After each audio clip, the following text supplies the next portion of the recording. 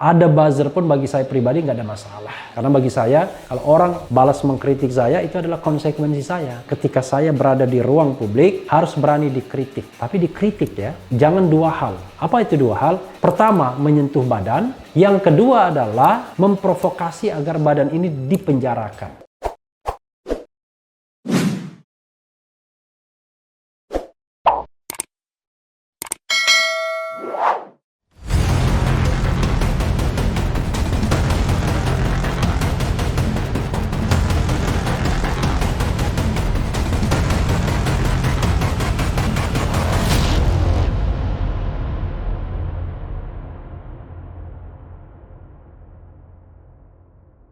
Assalamualaikum warahmatullahi wabarakatuh, Sobat RH sekalian.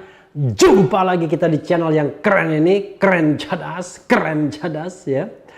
Kali ini saya mau membacakan berita yang hangat nih ya, soal jubir Jokowi alias Fajrul Rahman mengatakan pemerintah tak punya buzzer, siapapun boleh mengkritik, itu katanya ya. Coba kita bacakan beritanya. Jakarta-Kompas.com. Juru bicara Presiden Fajrul Rahman menegaskan pemerintah tak punya buzzer untuk membela kebijakan mereka. Ia menyebut seluruh warga punya hak untuk menyampaikan pandangan, termasuk mengkritik pemegang kuasa. Wah, benar ini. Pemerintah tidak punya buzzer, kata Fajrul kepada Kompas.com Rabu 10 Februari 2021. Nah, ini kita perlu garis bawahi benar apa enggak. Fajrul mengatakan Indonesia merupakan negara demokratis, hope so ya. Setiap masyarakat boleh menyampaikan pandangan baik yang berupa dukungan maupun kritikan. Hak-hak politik warga negara pun telah diatur dalam pasal 28 Undang-Undang Dasar 1945. Fajrul sekarang kemana-mana bawa undang-undang dasar ya. Siapapun yang mendukung kebijakan dipersilakan, dan siapapun mengkritik bahkan beroposisi dengan pemerintah dipersilahkan, ujar Fajrul. Namun demikian, kok pakai namun, Fajrul mengingatkan bahwa kebebasan menyampaikan pandangan harus patuh pada pasal 28J Undang-Undang Dasar 1945. Iya. Pasal itu mengatur bahwa dalam menjalankan hak dan kebebasannya, setiap orang wajib tunduk kepada pembatasan yang ditetapkan dengan undang-undang untuk menjamin penghormatan atas hak dan kebebasan orang lain. Jika pendapat disampaikan melalui media sosial, maka masyarakat harus patuh pada Undang-Undang Nomor 11 Tahun 2008 tentang Informasi dan Transaksi Elektronik (ITE). Bila di media sosial harus memperhatikan Undang-Undang ITE, kata Fajrul. Fajrul menambahkan kerap kali ia juga mendapat serangan dari buzzer ketika menyampaikan pandangan di media sosial. Namun dirinya tak ambil pusing terkait hal ini. Wah, bagus juga kesempatan saya kira mengkritik Fajrul Rahman ya. Medsos saya juga 24 jam diserang buzzer. Pakai fitur blok saja ya beres, kata dia ya. Memang Fajrul Rahman terkenal orang yang suka ngeblok ya. Sebelumnya diberitakan dalam rapat paripurna DPR Rabu 10 Februari 2021, anggota Komisi 1 dari fraksi Partai Keadilan Sejahtera PKS Al-Muzamil Yusuf menyinggung kasus dugaan rasialisme dan penistaan agama yang menjerat Permadi Arya alias Abu Janda. Al-Muzamil mempertanyakan apakah Abu Janda merupakan seorang influencer yang dibayar pemerintah menggunakan APBN. Pertanyaan kami untuk klarifikasi kepada publik. Pertama, apakah Permadi Arya dibayar dengan anggaran APBN? Tanya Al-Muzamil dikutip melalui siaran akun YouTube DPR RI Rabu. Karena Abu Janda sendiri mengaku dibayar ya. Hal itu disampaikan Al-Muzamil berkaca dari temuan Indonesia Corruption Watch (ICW) yang menunjukkan anggaran pemerintah sekitar 90 miliar rupiah untuk membayar influencer dan key opinion leader sejak 2014. Sementara mengutip pemberitaan media, Al-Muzamil menyebut pengakuan Abu Janda soal ajakan menjadi influencer dan dibayar dengan nominal yang besar. Kedua, apakah demokrasi kita akan dibangun dengan karakter influencer seperti Permadi Arya yang beberapa komennya menjurus pada tuduhan rasialis dan penistaan agama, ujarnya. Sobat era sekalian ya, satu statement dari istana mengatakan istana tidak punya buzzer. Oke, kita pegang omongan itu ya. Mungkin istana tidak punya buzzer dalam pengertian resmi. Ya, tidak mungkin juga ada orang yang dikontrak. Ya. Tetapi yang kita harus pahami adalah selalu ada orang-orang yang siap mengkritik orang yang mengkritik pemerintahan.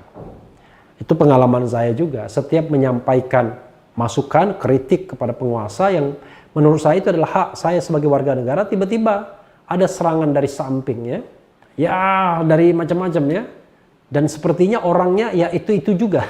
Saya tidak tahu fungsi orang tersebut, pokoknya mengkritik semua pengkritik pemerintahan. Oke, dalam alam demokrasi is okay, menyampaikan kritik, mendukung pemerintahan is okay, dua-duanya boleh. Nah, yang tidak boleh itu adalah sekali lagi yaitu mengkriminalkan. Karena kalau kita bicara ya mengenai kriminalisasi, penghinaan, maka yang jadi masalah adalah penegak hukum itu adalah part of the state.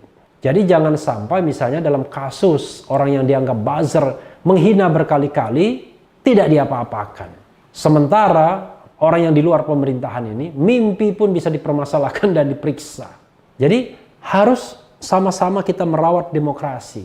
Saya sendiri saudara sekalian tidak pernah masalah dengan buzzer itu ya.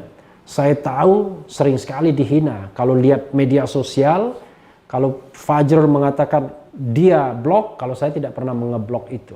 Karena saya selalu punya prinsip, orang tidak akan hina karena dihina, tidak akan bodoh atau goblok kalau dikatakan bodoh atau goblok. Walaupun saya tulis di dalam YouTube ini, Refli Harun goblok dan tolol misalnya.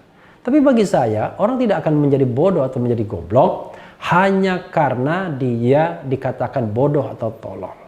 Dan tidak semua orang juga tahu segala informasi ya. Setiap orang memiliki kecerdasannya masing-masing. Jadi walaupun kita punya pendidikan S1, S2, S3, tidak berarti kita tahu semuanya. Ada sisi-sisi lain yang kita tidak tahu kalau itu sifatnya informasi. Yang membedakan seseorang dengan yang lainnya kan tidak hanya informasi, tapi kemampuan melakukan analisis, menyampaikan opini, mempengaruhi public opinion. Bagaimana kemudian menyampaikannya, apakah publik percaya atau tidak, itu yang membedakan. Nah, persoalannya adalah ya, kalau kemudian kita menyampaikan opini lalu dihadang dengan kriminalisasi, dihadang dengan pengaduan-pengaduan, maka itulah yang sesungguhnya yang menjadi masalah terbesar. Karena sekarang fungsi mereka yang mendukung penguasa pemerintahan itu tidak hanya membangun argumentasi alternatif, tapi fungsinya adalah mengadukan. Ini yang sebenarnya sangat tidak benar dan tidak membangun demokrasi kita. Jadi kalau kita mau bermain di lapangan yang fair, maka silahkan saya menyampaikan argumentasi, saya mau mengkritik misalnya katakanlah statement dari Fajrul Rahman, mengkritik kebijakan dari Presiden Jokowi, mengkritik kebijakan menterinya, lalu silahkan mereka yang mendukung penguasa, mendukung menteri, itu mengkritik balik kita. Tapi yang dibangun adalah kontra argumen, bukan doxing, bukan mempertanyakan, mempersoalkan hal-hal yang tidak substantif. Jadi pernah saya dengan juru bicara sebuah kementerian, saya mengkritik dengan argumen tentunya ya, dengan dasar. Tiba-tiba jawabannya sederhana sekali, karena Refli sakit hati. Diberhentikan. Saya bilang, waduh, terlalu meremehkan kalau seperti itu. Saya katakan, tolong bantah apa yang saya sampaikan. Rupanya alih-alih membantah, cuma mengatakan mencela terus. Karena saya tahu, saya katakan, yuk celaan ini kita buka ke publik, biar publik menilai. Enggak berani juga rupanya ya. Karena saya tahu saya tidak akan membuka ke publik kalau orang yang bersangkutan tidak mengatakan iya. Sama seperti dulu ya, ketika saya menengarai Akil Mukhtar menerima suap. Hasil tim investigasi yang saya pimpin, waktu itu anggotanya Adnan Buyung Nasution, almarhum ya, kemudian Bambang Wijoyanto, Bambang Harimurti, dan Saldi Isra, itu sebenarnya kan menemukan sebuah fakta yang mengarah kepada Akil Mukhtar waktu itu tahun 2010. Cuma kan kita bukan penegak hukum yang bisa melakukan digging, investigasi yang lebih dalam.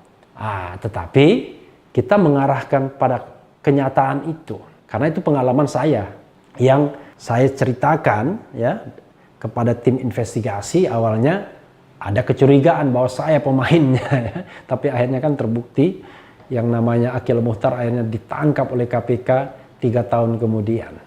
Jadi ketika saya dan tim itu mengindikasikan Akil Muchtar, saya tidak menyebutkan, sampai kemudian Ketua MK sendiri Mahfud MD yang menyebutkan dan merilis hasil investigasi tersebut. Nah, karena itu, karena yang merilis adalah Ketua MK sendiri, ya tidak bisa lagi kita dikatakan pencemaran nama baik.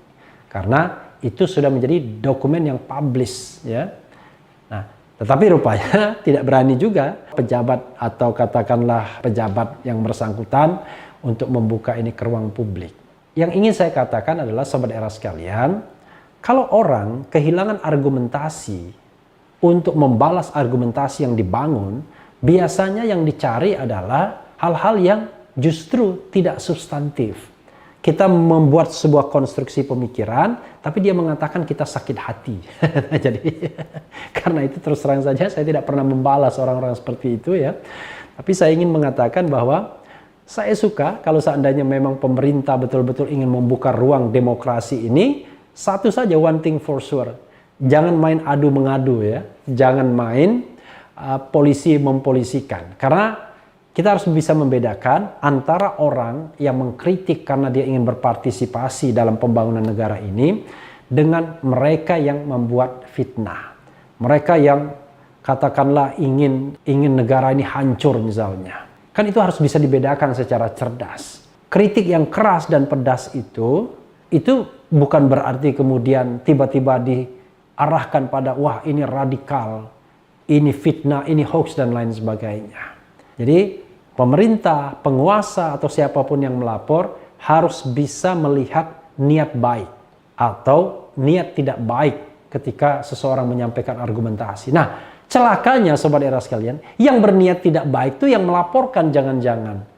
Apa niat tidak baiknya? Memenjarakan orang, memidanakan orang, membuat orang berhenti mengkritik dan lain sebagainya. Nah, ini di-endorse oleh negara secara diam-diam. Kenapa saya bilang di-endorse oleh negara secara diam-diam? Ya terbukti tangan negara akhirnya menjangkau itu. Kan aparat penegak hukum itu tangan negara. Jadi kalau kita misalnya ya benar-benar mau bicara tentang sebuah ruang demokrasi dan pemerintah mengatakan kami tidak ada buzzer pun bagi saya pribadi nggak ada masalah. Karena bagi saya kalau orang balas mengkritik saya itu adalah konsekuensi saya. Ketika saya berada di ruang publik harus berani dikritik. Tapi dikritik ya, jangan dua hal. Apa itu dua hal? Pertama, menyentuh badan. Ya. Yang kedua adalah memprovokasi agar badan ini dipenjarakan. Karena saya dan banyak orang menjalankan peran warga negara untuk mengkritik pemerintahan. Ini yang sebenarnya kita harus bangun argumentasi dengan argumentasi. Tapi kalaupun kemudian ya mereka-mereka yang pro pemerintah itu ingin mengkritik balik, dengan cara menghina, ya sudahlah, biarlah. Karena begitulah kualitasnya. Artinya tidak mampu membangun narasi tandingan, tapi yang diambil adalah justru penghinaannya. Padahal kalau dibangun narasi tandingan, ya saya senang sekali. Artinya saya bisa belajar kan. Toh saya sudah katakan, orang tidak akan merasa hina kalau dihina, tidak akan merasa bodoh kalau dikatakan bodoh.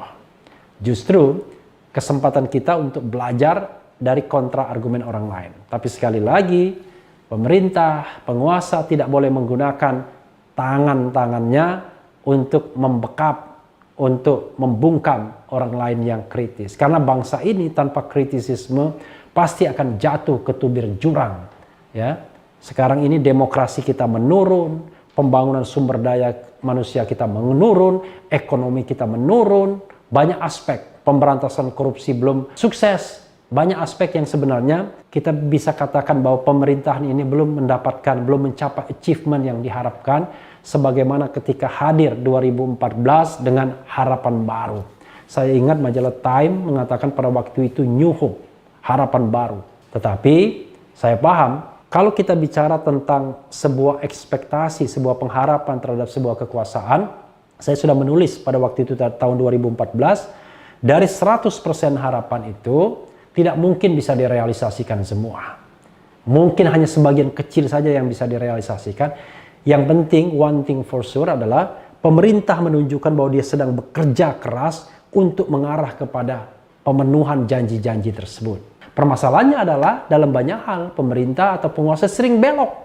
Contoh, dalam hal pemberantasan korupsi. Saya berani mengatakan, belum ada Presiden Republik Indonesia setelah era reformasi, karena reformasi inilah punya legitimasi bicara mengenai tentang penghapusan KKN, dan belum ada presiden yang bagi saya berhasil memberantas korupsi. Terbukti sekarang Indonesia masih tergolong sebagai negeri korup. Sekali lagi, kita terima saja pernyataan Fajrul Rahman bahwa tidak ada buzzer. Nanti kita bahas bagaimana tanggapan tokoh-tokoh lain.